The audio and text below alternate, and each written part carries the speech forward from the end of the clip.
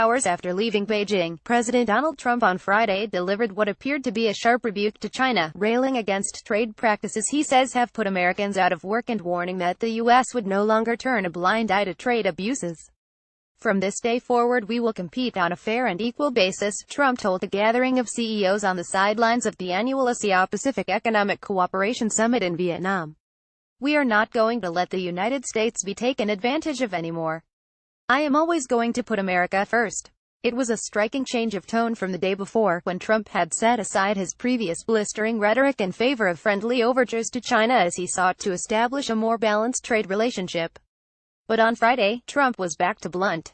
He told the executives gathered in the coastal city of Da Nang that he was happy to enter into bilateral trading agreements, but only if they are reciprocal and fair.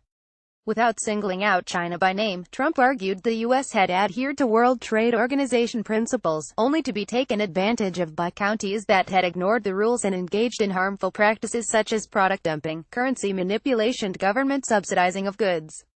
Such practices, along with our collective failure to respond to them, hurt many people in our country, Trump said, describing jobs, factories and industries he said were stripped out of the United States and out of many countries as a result. We can no longer tolerate these chronic trade abuses and we will not tolerate them, he said. In the speech, Trump said he had spoken openly and directly with Chinese President Xi Jinping during his visit about China's unfair trade practices and the enormous trade deficits they have produced with the United States. Trump said China's trade surplus, which stood at $223 billion for the first 10 months of the year, was unacceptable, and repeated his language from Thursday when he said he did not blame China or any other country for taking advantage of the United States on trade. But Trump went on to say that the U.S. would no longer turn a blind eye to violations, cheating or economic aggression. We will no longer tolerate the audacious theft of intellectual property. We will confront the destructive practices of forcing businesses to surrender their technology to the state and forcing them into joint ventures in exchange for market access. We will address the massive subsidizing of industries through colossal state-owned enterprises that put private competitors out of business, all the time, he said. All our allegations the U.S. has lodged against China. Trump also continued to talk tough against North Korea and its development of nuclear and ballistic missiles weapons, as he has throughout the trip.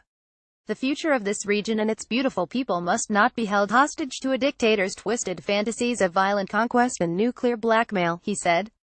Trump referenced his address earlier this week in South Korea when he called on countries to unite against North Korea. He said every single step the North Korea regime takes towards more weapons is a step it takes into greater and greater danger. APEC is the first of several summits Trump is scheduled to attend on his first official visit to Asia. It will be a change in pace. The president, who has spent much of the week basking in elaborate welcome ceremonies and banquets, and meeting with the leaders of Japan, South Korea, and China. His schedule for Friday includes an official welcome event for world leaders attending the summit and their spouses, along with a gala dinner and cultural performance, before formal talks begin on Saturday.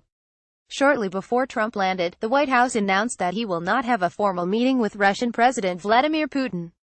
White House Press Secretary Sarah Huckabee Sanders, addressing reporters aboard Air Force One, blamed scheduling conflicts on both sides, but said it was possible the leaders could have a less formal encounter in Da Nang or at a later regional conference in the Philippines. Now, they're going to be in the same place. Are they going to bump into each other and say hello? Certainly possible and likely, she said. But in terms of a scheduled, formal meeting, there's not one on the calendar and we don't anticipate that there will be one. U.S. Secretary of State Rex Tillerson had told reporters in Beijing on Thursday that there was no reason to schedule a meeting if the U.S. and Russia are unable to make significant progress on issues including Syria and Ukraine. Tillerson said a formal meeting would be necessary if the leaders have something sufficiently substantive to talk about. Both sides have been working to reach agreement on how they hope to resolve Syria's civil war once the Islamic State group is defeated. The potential understanding comes as an array of forces are near a final defeat of IS, the extremist group that once controlled vast stretches of both Iraq and Syria. Fighting the group is no longer top priority, shifting the focus back to Syria's intractable conflict between Russian-backed President Bashar Assad's government and armed rebels, to whom the U.S. lends at least rhetorical support. Follow Colvin on Twitter at http://twitter.com@colvinjandlemire at http://twitter.com@johnlemire.